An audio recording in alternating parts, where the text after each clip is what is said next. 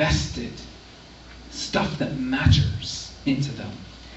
And what do we invest into our kids that matter? Well, from my experience as having worked with a lot of families throughout the years, we invest in sports. We invest in friends. We invest in parties. We invest in having the newest stuff that is on the market. How is that going to help prepare our kids for what is to come that has been prophesied, that is sure to happen? So Daniel, this 15-year-old, gets drugged out of his surroundings, taken out of Israel. I'm assuming his parents were killed. He has 3 friends that go with him. This guy, 15-year-old, gets castrated. Right? He will never have a family. He will never be a father. He gets torn away from his context. He is placed in a foreign culture, a foreign language, a foreign deity that reigns over this area. He is forced to choose to eat foreign food or not. Everything, I mean, just imagine if this 15-year-old that you know here in Quincy gets snatched out of Quincy and taken somewhere to Asia where he doesn't understand the thing, he doesn't speak the language, he gets mutilated so that he will never have children, no hope of a family. What is this 15-year-old from Quincy going to do in relation to what this 15-year-old from the Bible did? Daniel, he chose a battle right from the start.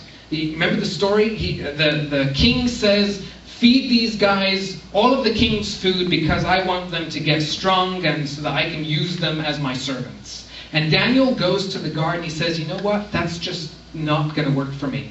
I have, a 15-year-old, I have a lifestyle of fasting and prayer. My parents instilled this in me. This is part of me. It had to have been the parents that did this. That there's no explanation for a 15-year-old choosing the battle of fasting. He says, don't give me all this good food. Just give me vegetables and you'll see I'll be a lot better off. What 15-year-old do you know that wants to live on vegetables? I mean, seriously. And he says, no, we are not going to do what your God says. I already have a God. I have the greatest God. In fact, I have the only God.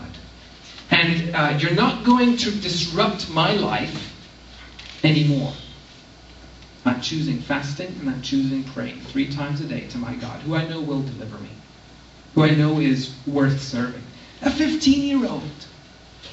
So, me as a parent, knowing that Jesus has prophesied the end is going to come and it's going to look like this. And I look at the news today and I see, okay, Jesus said there will be roaring waves. Seen roaring waves this year? You seen roaring waves last year? Did you see roaring waves the year before? Yes, we've seen roaring waves in the last 5 years in ways we've never seen before. And you look a little bit further and it says there's going to be earthquakes in various places. I just heard about last week, earthquake in Spain. I've never heard of an earthquake in Spain. I grew up in Europe. I mean, yeah, they're on the fault line, but it's weird. There's weird stuff happening. And we read one for one what Jesus said and what is happening. Me as a parent needs to wake up. And needs to start saying, okay, the most important thing that I can do in investing in my children is this idea of pursuing God. Because it's the only thing that will help them. This Psalm 91 that we looked at, I know I'm totally diverging from what I was going to talk about, but it's just too good to not diverge. Psalm 91. Go there for a sec. Remember, this is the verse that says, because he has set his love upon me, therefore I will deliver him. I will set him on high because he has known my name. That's the context that we talked about. I'm going to read this whole psalm to you and see what you think. He who dwells in the secret place of the Most High. Okay, that's cool. There's a secret place. Do you guys like secrets? I like secrets.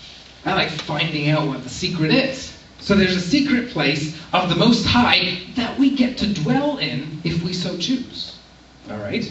He shall abide under the shadow of the Almighty. That's cool.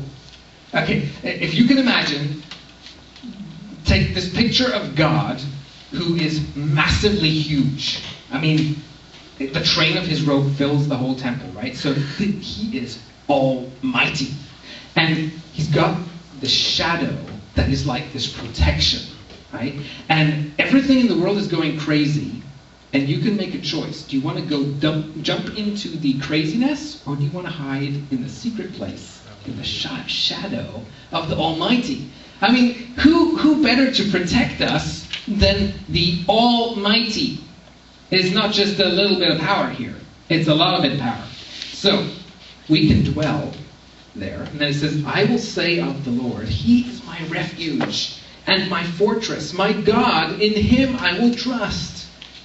Surely He shall deliver you from the snare of the fowler and from the perilous pestilence. That's interesting. Now, have you guys ever had somebody that you know that has tried to set up a trap for you to fall into? Tried to, yeah.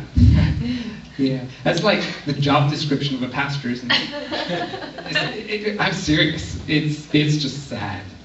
Churches that these two guys have worked at, the traps that people try to set up, yeah, it's pretty sad. But, okay, so the snare of the fowler is something that God will deliver me from. When? Okay, it goes back to the secret place. It goes back to abiding in the shadow of the Almighty. Okay, it goes on, this perilous pestilence. You guys ever gotten really sick? Perilously sick? You probably would be here if you were perilously sick. But we have the ability in our world to face various kinds of sicknesses, right? That can kill you. I mean, we all know somebody who's died of cancer, right?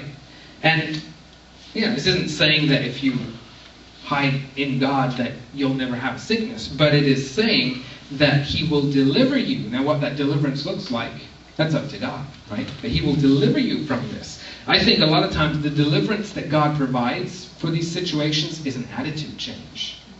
You know, if you understand, I mean, I've been in the hospital a lot, Pastor Larry's been in the hospital a lot, and we've seen all kinds of deaths. We've seen different types of people dealing with different illnesses. And I've seen people who have been joyful to the end, that have just, it's been exciting to be part of the process because they've known where they're going.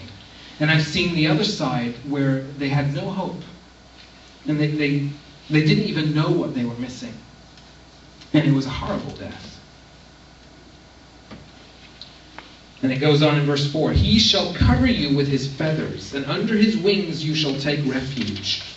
His truth shall be your shield. Where is His truth? Hello.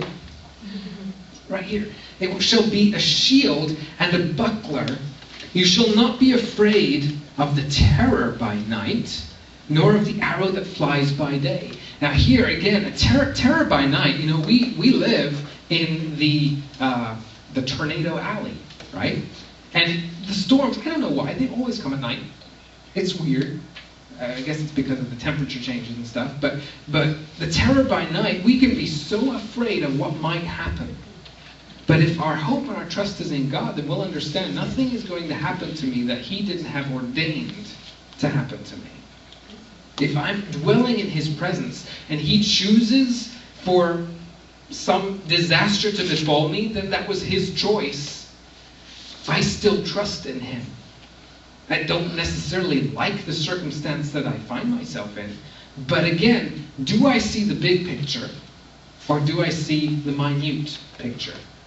Now, ask Johnny Erickson Tada.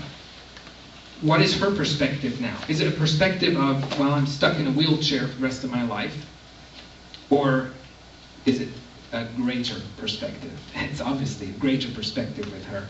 Now, she has touched so many lives because she allowed God to change her attitudes. Now, it says, "You shall not be afraid of the terror by night, nor of the arrow that flies by day, nor of the pestilence that walks in darkness, nor of the destruction that lays waste at noonday." And now, this is the most amazing verse in the entire Bible. This is speaking about the end time period. It's speaking about this tribulation time that Revelation talks about as well. It says, "1,000 may fall at your side, and 10,000 at your right hand, but it shall not come near you." "Only with your eyes shall you look and see the reward of the wicked. Because you have made the Lord, who is my refuge, even the Most High, your" what? Dwelling place. Where do you make your home? Is it really in Quincy? Is this what matters? Is having the stuff that the world wants you to have really that important? Or is it making the Most High your dwelling place and living your life in such a way that it reflects that? "No evil shall befall you, nor shall any plague come near your dwelling. For he shall give his angels charge over you, to keep you in all your ways. In their hands they shall bear you up, lest you dash your foot against a stone. You shall tread upon the lion and the cobra, the young lion and the serpent you shall trample underfoot. Because he has set his love upon me, therefore I will deliver him. I will set him on high, because he has known my name. He shall call upon me, and I will answer him. I will be with him in trouble." Interesting that he says there will be trouble. But I'll be with him in trouble. "I will deliver him and honor him. With long life I will satisfy him and show him my salvation." Now, why did I share this with you? Because this is the context that we are living in today. We know, just like Daniel knew, that prophecy is happening, that things are going to come to an end in a powerful way. What are we doing to prepare our kids for that? You know, I mentioned before we started F.I.S.H. that we have in the church essentially 40 hours of influence in a year. And you know, we've doubled it with the 2-hour time frame with F.I.S.H. So we've got 80 hours of influence in a normal family in 1 year. It can't be us here that influence our kids. It has to be the parents. And it has to be intentional. Because our kids, I think, I've been thinking about this, contrasting how my kids are growing up and how I grew up. And we were talking about temptations on the drive home from Branson. And, you know, as I was thinking through it, the temptations that I had, even though they were very real to me, they don't even compare to the ability of temptation for my kids today. I mean, stuff that I could have only dreamed of, and I'm not even that old. So, our kids are naturally going to be influenced in one direction because of the context they live in. The only way we can combat this is by being intentional and by pursuing God as a family in such a way that will really bring transformation. That's the key. It's up to you and me. We've got to do it. We've got to teach our kids to go hard after God. Let's pray.